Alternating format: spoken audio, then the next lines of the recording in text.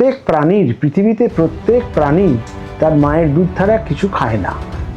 তার কারণ তাদের পৃথিবীতে অস্তিত্ব রক্ষার জন্যে মায়ের দুধটাই সবচেয়ে বেশি উপকারী। সেই বুদ্ধির জোরটা থাকে ব্রেনেতে। সেই ব্রেনের পুষ্টি যেমন বুকের দুধে হয়, অন্য কোনো দুধে হয় না। তখন একমাত্র হচ্ছে মায়েদের আশ্বাস দেওয়া যে দেখুন বুকের দুধ আসবে, যে বুকের দুধের পরিবর্তে আরও অনেক উপায় আছে। বুকের দুধ যদি না আসে, সেইটা আমরা ভাববো যখন। তো কেন ফর্মুলা ফুডের বিরোধিতা করছি, বা অনেক ডাক্তার করেন, মুষ্টিমেয় ডাক্তাররা তো সময় পান না বলে বোধহয় করেন না। সেইটা কারণটা কি? ওর মধ্যে যে স্ট্রং প্রিজারভেটিভগুলো এখন দেওয়া হচ্ছে, আগে দেওয়া হতো তার থেকেও বেশি স্ট্রং, সেগুলোর ক্ষতিকারক দিকটা বা কী কী দেওয়া হচ্ছে মোটামুটি আপনাদের আমি বলে দিচ্ছি। ব্রেস্ট মিল্ক যা খাওয়া শিশুদের জন্য অপরিহার্য, কিন্তু এখন মায়েদের ব্যস্ততার কারণে প্রিজারভেটিভ যুক্ত ফর্মুলা ফিড খাওয়ার পরিমাণ খুব বেড়ে গেছে, যা খেলে শিশুদের দীর্ঘমেয়াদী ক্ষতি ঝুঁকি সম্পন্ন হচ্ছে। নমস্কার, আমি স্নেহা ঘোষ। আপনাদের সকলকে স্বাগত জানাই হেলথ আম্পায়ারে, যেখানে স্বাস্থ্য পায় সঠিক রায়। এই বিষয়ে আমাদের সাথে কথা বলতে রয়েছেন অভিজ্ঞ শিশুরোগ বিশেষজ্ঞ ডক্টর নির্মল কুমার ইন্দ্র। ডক্টর ইন্দ্র, আপনাকে স্বাগত জানাই আমাদের হেলথ আম্পায়ার চ্যানেলে। ধন্যবাদ। প্রথমেই আমরা ডক্টর ইন্দ্রের থেকে জেনে নিই ব্রেস্ট মিল্ক খাওয়ার উপকারিতা কী। ব্রেস্ট মিল্কের উপকারিতা সম্বন্ধে মোটামুটি আমরা সবাই জানি। ব্রেস্ট মিল্ক খাওয়ালে কী উপকারিতা হয়, না খাওয়ালে কী অপকারিতা হয় জানি, কিন্তু তা জানা সত্ত্বেও নানান কারণে আমরা ব্রেস্ট মিল্ক দিতে দেরি করি, কিংবা দিই না, কিংবা দিলেও তার সঙ্গে আমরা ফর্মুলা ফুড খাওয়াই। এবার ব্রেস্ট মিল্কের উপকারিতা খুব অল্প কথায় যেটা বলা যায়, যেটা বলা উচিত, যেটা মা বাবারা হয়তো জানেন না বা ডাক্তাররা হয়তো বলতে ভুলে যান, সেটা হচ্ছে প্রত্যেক প্রাণীর, পৃথিবীতে প্রত্যেক প্রাণী তার মায়ের দুধ ছাড়া কিছু খায় না।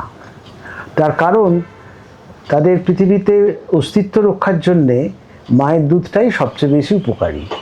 কারোর গায়ে শক্তি দরকার, কারোর গায়ে শক্তি না হলেও ব্রেনের শক্তি দিয়ে তারা সবার উপরে চলে যান। যেমন হাতি, বাঘ, সিংহ, এরা তাদের মায়েদের দুধ খায়, বাচ্চাগুলো, শাবকগুলো, তার কারণ তাদের গায়ে শক্তি দরকার।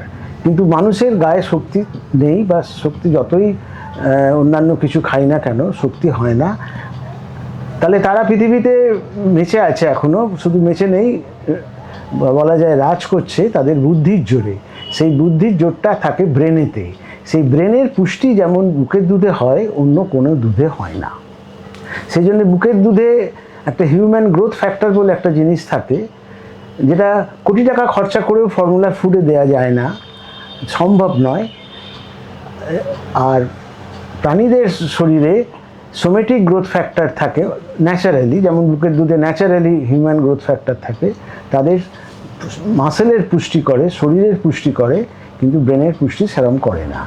এইবার আমাদের প্রশ্ন হচ্ছে, বুকের দুধ যদি কম হয়, এই কম হওয়াটা কিন্তু ব্যাপারটা এইরকম, জন্মানোর পরেই বুকের দুধ সঙ্গে সঙ্গে আসে না। মায়ের বুকের নিপিলে বাচ্চা ঠোঁট দিয়ে স্পর্শ করলে বা টাচ করলে একটা ইনফরমেশান বা রিফ্লেক্স, যেটাকে আমরা ডাক্তারিতে বলি, সেটা ব্রেনে যায়। সেইটা ব্রেনেতে যাওয়ার সঙ্গে সঙ্গেই মাথার মধ্যে একটা পিটুইটারি গ্ল্যান্ড আছে, সেটা উত্তেজিত হয়ে দুধ তৈরি করার, ব্রেস্ট মিল্ক তৈরি করার একটা হরমোন তৈরি করেন। সেই হরমোনটা রক্তের সাহায্যে ব্রেস্টে আসে। তখন ব্রেস্টের মধ্যে যে দুধের যে আমরা বলি ফলিকুল, সেই ফলিকুলগুলো উত্তেজিত হলে দুধ তৈরি হয়। এইটা করতে 2-3 দিন সময় লাগে। এই রিফ্লেক্সটা হতে ম্যাক্সিমাম 2 দিন সময় লাগে। সেই 2 দিন ব্রেস্ট থেকে একটা কলোস্ট্রাম বলে একটা ঘন বটের আঠার মতন একটা জিনিস তৈরি হয়। তার মধ্যে পুষ্টিকর জিনিস থাকেই, এছাড়াও অ্যান্টিবডি, মানে সারা জীবনের রোগ প্রতিরোধ ক্ষমতার জন্য একটা অ্যান্টিবডি সেই বটের আঠার মতন জিনিসটা দিয়ে বেরোয়, সেইটা ঠোঁটে করে বাচ্চারা চাটতে শুরু করে। তার ফলে দুটো জিনিস হয়, রিফ্লেক্সটা আরও বেশি করে যায় ব্রেনেতে এবং দুধ তৈরিটা আরও তাড়াতাড়ি হয়। এবং ওইটুকু কলোস্ট্রাম খেলেই বা 2-1 ফোঁটা বুকের দুধ খেলেই তাদের 2-3 দিন এমনকি 4 দিন পর্যন্ত চলে যায়। এই 4 দিনের মধ্যেই 3-4 দিনের মধ্যেই বুকের দুধ তৈরি হতে থাকে এবং ক্রমশ বাড়তে থাকে। এই প্রথম জন্মের পরে এই 2-3 দিন বা ম্যাক্সিমাম 4 দিন যদি বাচ্চারা সারাদিনে 2-3 বার বা ম্যাক্সিমাম 4 বার হিসি করে, তাতেই আমরা সন্তুষ্ট। এবার আস্তে আস্তে প্রতিদিন দুধ বাড়বে, যতবার বাচ্চার ঠোঁটটা নিপলে টাচ করবে ততবার ব্রেনে ইনফরমেশন যাবে, তত হরমোন তৈরি হবে এবং তত দুধ তৈরি হবে। এই কটা দিন একটু ধৈর্য ধরতে হবে। এই কটা দিন মায়েরা অনবরতই বলবে বাচ্চা ডাক্তারবাবু আমার দুধ পাচ্ছে না বাচ্চা, এবং তখন বলতে হবে যে কতবার হিসি করেছে। যদি বলে 1 বার 2 বার 3 বার, বলে ওতেই হবে। একবারও হিসি করবে না, এটা সাধারণত হয় না, বলে ওতেই হবে। এইবার দেখা যাবে আস্তে আস্তে দুধের পরিমাণও বাড়ছে, হিসির পরিমাণও বাড়ছে। ধরুন ডাক্তারবাবু, আপনার কাছে কোনো মা এসে বললেন যে তাদের ব্রেস্ট মিল্ক আসছে না, তখন তারা কি করবে? তখন একমাত্র হচ্ছে মায়েদের আশ্বাস দেওয়া যে দেখুন বুকের দুধ আসবে, আপনার বাচ্চা তো 1 বার 2 বার হিসি করছে, এতেই হবে। এবার আস্তে আস্তে দেখবেন হিসির পরিমাণও, বুকের দুধও বাড়বে, হিসির পরিমাণও বাড়বে, এবং 3-4 বার হিসি আপনার 1 সপ্তাহের মধ্যেই করবে। সুতরাং আপনি অধৈর্য হবেন না, বুকেই দিতে থাকুন। কলোস্ট্রামটা বেরোবে, যেটা বটের আঠার মতন, যার মধ্যে অ্যান্টিবডি আছে, ভিটামিন আছে, আর আপনার হিসির পরিমাণও দেখবেন 1 সপ্তাহের মধ্যে 4 বার হবেই। এইটা ধৈর্যটা রাখতে হবে এবং বিশ্বাসটা রাখতে হবে। আর আপনি যদি সবসময় ভাবেন বুকের দুধ হচ্ছে না, তাহলেও কিন্তু আপনার বুকের দুধ তৈরিতে সমস্যা হবে, কারণ এটা একটা স্নায়ুতন্ত্রের ব্যাপার। সুতরাং রিফ্লেক্সটা যত যাবে তত বুকের দুধ তৈরি হবে। ধরুন ডাক্তারবাবু, মায়েরা তো অনেকেই বাচ্চাদেরকে কৌটোর দুধ খাইয়ে থাকেন। কৌটোর দুধ খাওয়াটা কি উচিত না উচিত না? দেখুন, অ্যাটেন্ডিং ডাক্তার বা সিস্টারদের যেটা সবচেয়ে উচিত যে মাকে অ্যাসিওর করা যে আপনার বুকের দুধ আসবে, কৌটোর দুধ খাওয়ানোর কোনো দরকার নেই, কৌটোর দুধ খারাপ। যে বুকের দুধের পরিবর্তে আরও অনেক উপায় আছে, বুকের দুধ যদি না আসে সেইটা আমরা ভাববো যখন, যদি 1 সপ্তাহ পরেও বাচ্চা 4 বার হিসি না করে, বা 10 দিন বাদেও বা 2 সপ্তাহ বাদেও যদি তারা 5-6 বার হিসি না করে, তখন আমরা ভাববো। তার আগে আমরা ভাবি না। এবং আমরা দেখি শতকরা 95% মা তাদের বুকের দুধ ওই 10 দিনের মধ্যেই বেড়ে যায়। আপনারা চাকরিরত এখন বেশিরভাগই, তাদের জন্য বিকল্প ব্যবস্থা আছে, সেটা হলো এক্সপ্রেস ব্রেস্ট মিল্ক। তখন ব্রেস্ট মিল্ক থেকে আমরা এক্সপ্রেস করে বুকের দুধ 2 বার কি 3 বার ফিড, 3 বার তো ইজিলি দেওয়া যায়, 3টে আলাদা আলাদা পাত্রতে রেখে তাকে আমরা ফ্রিজে রেখে আমরা 3-3.5 ঘন্টা অন্তর অন্তর খাওয়াতে 3টে ফিড খাওয়াতে আপনি এসে যাবেন। এছাড়াও যদি আপনি বলেন যে না, যদি আর অন্য কিছু যদি বলেন, অন্য কিছুর মধ্যে বলতে গেলে আমাদের চিরকাল, আমরা ছোটোবেলা থেকে, আমাদের আগে বহু বছর আগে থেকে মায়ের পরিবর্তে গরুর দুধ আমরা অ্যাডভোকেট করি। এখন গরুর দুধ সেরকম ভালো পাওয়া যায় না বলে গভর্নমেন্ট পাস্তুরাইজড মিল্ক যেটা, সেটা দিচ্ছেন। সেটাতে মিনিমাম 2 দিনের এক্সপায়ারি, মানে 24x2 48 ঘন্টা, এবং সেটা ডিসইনফেক্টেড এবং তার ফ্যাটটা কমানো থাকে। সেই দুধটা আমরা দিতে পারি মায়ের, যদি মা যখন দিতে অসুবিধে হয়, তাহলে আমাদের ফোকাসটা থাকবে বুকের দুধের ওপর, পরিবর্তন হিসেবে ফর্মুলা ফুড নয়। আমি এত কেন ফর্মুলা ফুডের বিরোধিতা করছি, কারণটা হচ্ছে ফর্মুলা ফুড আগে ছিল 1 বছরের এক্সপায়ারি, এখন হচ্ছে 2 বছরের এক্সপায়ারি। তার মানে একটা ফুডকে আমরা কৌটোবন্দি করে 2 বছর অবধি রাখছি। এখানে আপনি একটা কমন সেন্স অ্যাপ্লাই করেন, এটা স্বাভাবিকভাবে সম্ভব নয়।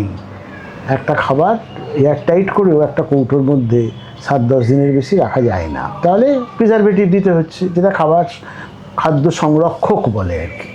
সেই প্রিজারভেটিভটা এখন 1 বছর থেকে 2 বছর করছে এক্সপায়ারি ডেট, দামটা ডবল করে দেওয়া হয়েছে, অনেকটাই বাণিজ্যিক স্বার্থে, কিন্তু at the cost of babies health, শিশুর স্বাস্থ্যের বিনিময়ে। কীরকম?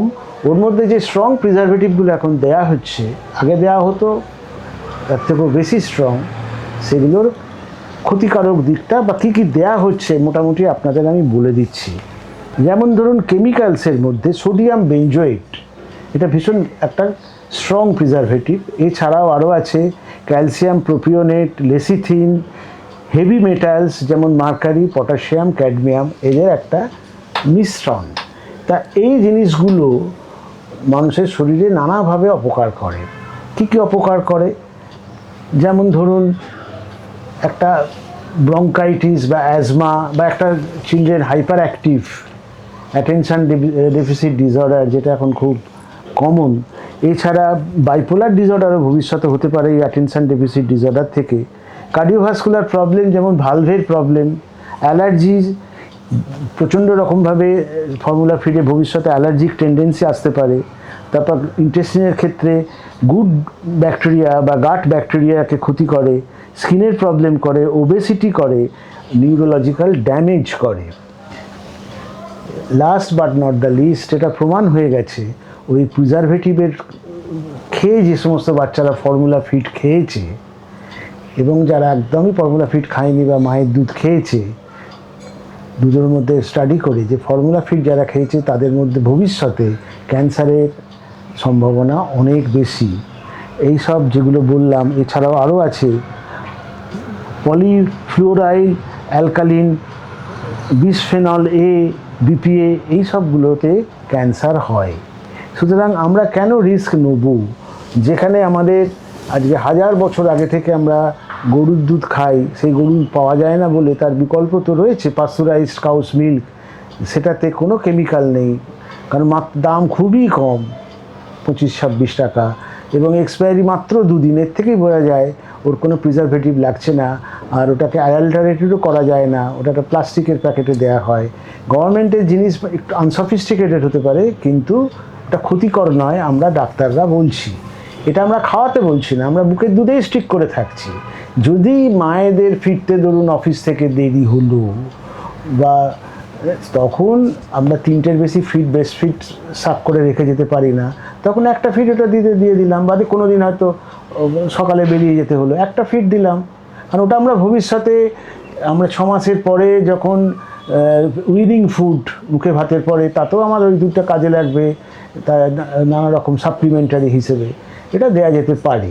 এছাড়া আরও কিছু দুধ আছে, যেমন সয়া মিল্ক আছে, কোকোনাট মিল্ক আছে, সেটা ওই 6 মাসের পরেও আমরা দিই এগুলো। তা সুতরাং কৌটোর দুধটাকে আমরা পরিহার্য, এটা অপরিহার্য নয়, মানে এটাকে আমরা বাদ দিতে পারি। তার কারণ আমাদের মাথায় রাখতে হবে যে অসুখগুলো, কেমিক্যালগুলোর কথা বললাম, এগুলো সবই আপনি গুগলে পেয়ে যাবেন এবং তার অপকারিতাটাও গুগলে পেয়ে যাবেন। আমি এই বলে শেষ করব এটা, যে বুকের দুধে খাওয়ানোর উপকারিতাটা আমরা মেজার করতে পারি, মাপতে পারি। সেটা কিভাবে? ইন্টেলিজেন্ট কোশেন্ট আর ইমোশনাল কোশেন্ট, দুটো কোশেন্ট দিয়ে আমরা ব্রেনের বুদ্ধিবৃত্তি বা তার কোমল হৃদয় বৃত্তি, এগুলো মাপা যায় এখনকার উন্নত বিজ্ঞানে। সেটাতে দেখা যায় যে বাচ্চা বুকের দুধ সাফিসিয়েন্ট খায়নি বা নামে মাত্র খেয়েছে, আর যে বাচ্চা আগাগোড়া ফর্মুলা ফিড খেয়ে যাচ্ছে, আমি ইভেন ক্যান্সারের কথাটাকেও যদি আমি বাদ দিই, সকলের তো ক্যান্সার হয় না, কিন্তু সকলের এটা হয়, ইন্টেলিজেন্ট কোশেন্টটা 10 থেকে 20 ডিফারেন্স হয়ে যায়। আর ইমোশনাল কোশেন্টটা, যে ইন্টেলিজেন্স দিয়ে সে হয়তো বড় চাকরি করছে, বিরাট রোজগার করছে, কিন্তু মাকে বৃদ্ধাশ্রমে পাঠিয়ে দিচ্ছে, বছরে একবারও দেখার সময় পায় না। ডাক্তারবাবু, আপনাকে ধন্যবাদ আমাদেরকে এত সহজভাবে বুঝিয়ে দেওয়ার জন্য। আপনাদের যদি কোনো কোয়েশ্চেন থেকে থাকে কমেন্ট করতে পারেন। ডাক্তারবাবুর সাথে যোগাযোগ করার জন্য ডেসক্রিপশনে দেওয়া ডিটেলসে কন্ট্যাক্ট করুন। ভিডিওটি যদি ভালো লেগে থাকে লাইক করুন, কমেন্ট করুন, শেয়ার করুন আমাদের চ্যানেল হেলথ আম্পায়ারকে, এবং সাবস্ক্রাইব করতে একেবারেই ভুলবেন না। নমস্কার।